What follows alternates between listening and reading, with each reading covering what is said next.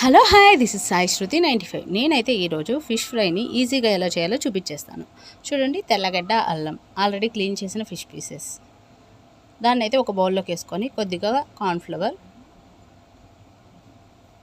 పసుపు, కారం, టేస్ట్కి తగినంత సాల్ట్, అల్లం వెల్లుల్లి పేస్ట్ 2 స్పూన్లు, మిరియాల పొడి, ధనియాల పొడి వేసుకొని బాగా కలిపేద్దాం.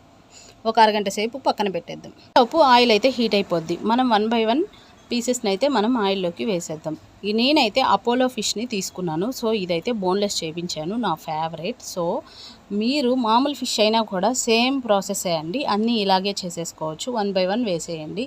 ఇదైతే పకోడా లాగా మనం స్పేస్ ఉంటే ఆయిల్లో కంప్లీట్గా వేసేసుకోవచ్చు. కలర్ అయితే చేంజ్ అయ్యే వరకు చూడండి, ఈ కలర్లోకి వచ్చిందంటే సరిపోతుంది.